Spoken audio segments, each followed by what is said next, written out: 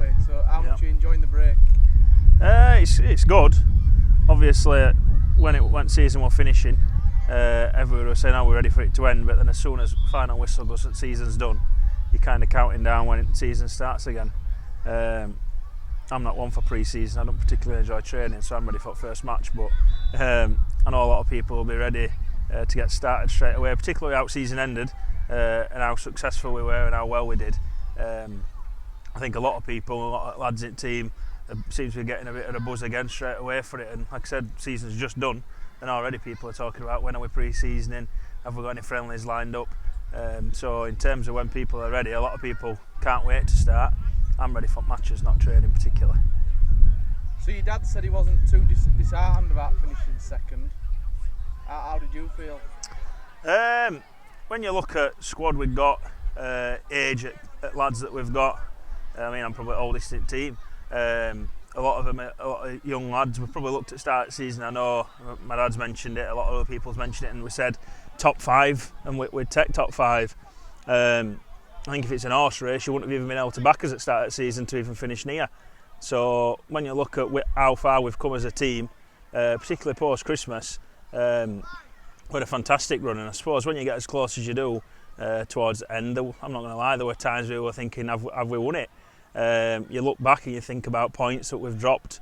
Did they cost it us? But then on the flip side of it, you look back and think at games that we've scraped wins to and pinched results. So over the course of the year, it kind of levels itself out. But in terms of has it been a success, I'd say absolutely massive success for us as a whole club.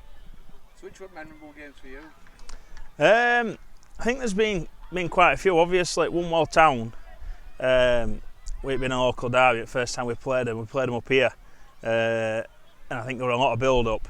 It was packed, crowd were flocking in, and I think that day was particularly a game where nobody wanted to lose. And probably if you look at course at season, quality of football and quality of opposition, quality of our team that day, that was probably the worst game of football spectators could have come and seen. But I think the build-up before, after, and what it kind of meant to both teams, that for me, what a memorable game this year. There's been quite a few games throughout here where you look at and you think, wow, that was a fantastic game. We played Dodith at theirs. They're always going to be up there, Dodith. If you look at on paper, their squad, not just 1 to 11, their squad's fantastic. And I think might have been Attlee scored a free kick late on. That was a great free kick. But for me, one of the games that were massive up here was North Galway at home. Obviously there were a lot of talk about what had happened previously, blah blah blah, and we played them up here. And regardless of what side North Galway fetch out, whether they fetch 16 players, whether they fetch 11 players, what you see is what you get with North Galway. And throughout my career, whilst playing in this division with North Galway in it, I can't say I've had an easy game against them. Particularly when they came up here, always physical, but we stuck to our guns and played where we can. And Attlee again, free kick. You'd probably say he's never going to score one as good as he did against Dodith, and then I think up here against Galway kind of topped it, and he got a little bit excited as well when he scored, which was nice.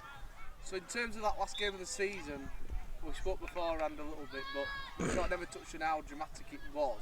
We didn't speak afterwards, to be honest. Have you ever seen anything like that before?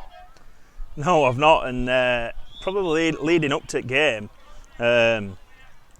a lot of people said, oh, if this results this results that, this is what happens. And I think before the game, we kind of just went into it thinking we've got Red Rose, they've struggled this season. We played them away and I think we battered them by about 10. So I think leading up to the game, we kind of just turned up and thought this game's going to be an easy win. See what happens in Swinton game. But I think majority of us thought that Swinton would be too strong. So I don't particularly think many of us thought that we were kind of in with a sniff. Then obviously Red Rose turned up, and to be fair to them, I thought battered us for 20 minutes at game. We were absolutely miles off it. So that kind of gave us a bit of a rocket, and I think once we reacted to that and we then went ahead, I know it was a lot of drama when we went ahead and there were all spectators outside, but I think once we'd gone ahead and then we heard that they were drawing, I think it kind of settled in a little bit that actually we're in with a little bit of a sniff here.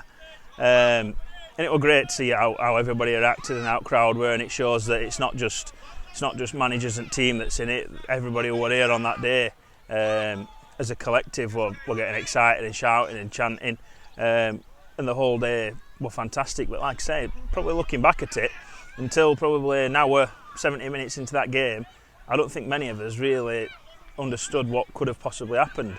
Obviously Swinton went on and won it and probably deserved to win leagues. If you look at it, regardless of who's best team, winners at league at ones who get most points, which is obviously Swinton this year. So in terms of pre-season, then we're only a few weeks away, aren't we? I mean, what do you think the aspirations are for the coming season, or is that too early to talk about? I mean, if you look, like I've said, you look at age of our team, and we can only get better. Not me, obviously, but you look at the age at squad, and I think as a squad we can only improve. We can only get better. Last year we'd have took top 5. Someone said to me the other day, "Oh, you came higher up than top 5, so this year are you wanting to finish a place above?" Obviously, we want to finish a place above, but realistically, when you look at it, there's a lot of sides in this league who are competitive, who can compete.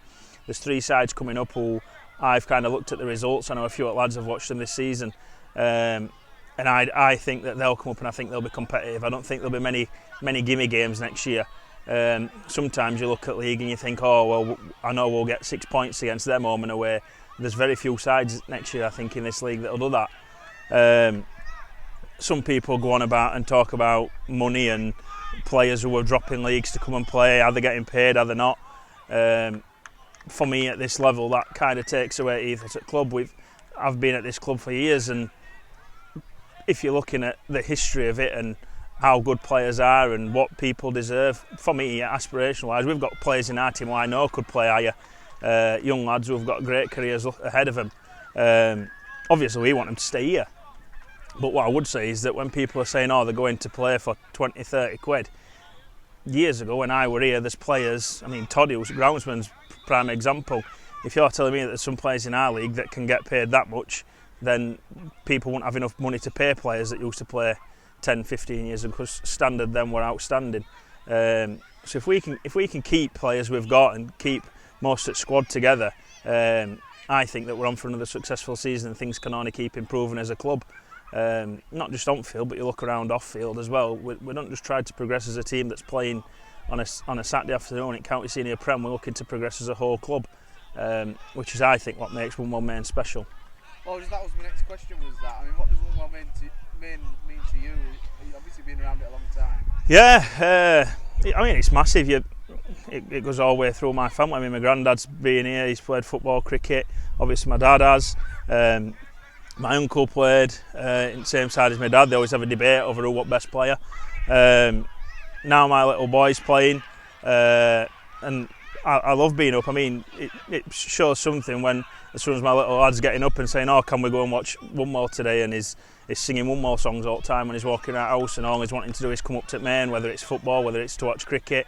And like I say, as a whole, particularly for my family, right from my granddad all the way through down to my little one now, Wombwell's played a massive part in our lives. And like I said, obviously my little one's playing now, so I know for a fact that that's going to continue. I mean, you look around obviously today with tournaments that we've got on, things that happen over at summer, what other clubs would you want to really be at? I don't know if there is any. So in terms of your football career then, what would you sort of regard as the highlights? There's been quite a few. I mean, probably looking right back, when I played for Wombwell, I think it might have been about under 16s, was it? We played in Sheffield County Cup, which at the time was the biggest competition you could play in junior football. And we got all the way to the final of that and played against Oil and Falcons down at, I think it was at Hallam. And I mean, the build up to that day and the day, the venue, the crowd, everything were amazing about that. And I think they fancied themselves a bit. And what made our team special at Wombwell is that a lot of us were just all good mates. We all went to school together. We all knocked out together out of school. And that day we had a real collective performance and ended up beating them. We had a good side actually that year, and that were a highlight of mine. I mean, I broke into the first team at Wombwell at the age of 16. Made my debut. I can't remember who it were against now. I remember coming on in Mont final. It might have been against Groves, I think it might have been, when I was probably 16, 17. that were a highlight. 'Cause obviously I look back now and I know when Montague Cup's out, quite a lot of time I've been mentioning programmes, how many finals I've been involved in.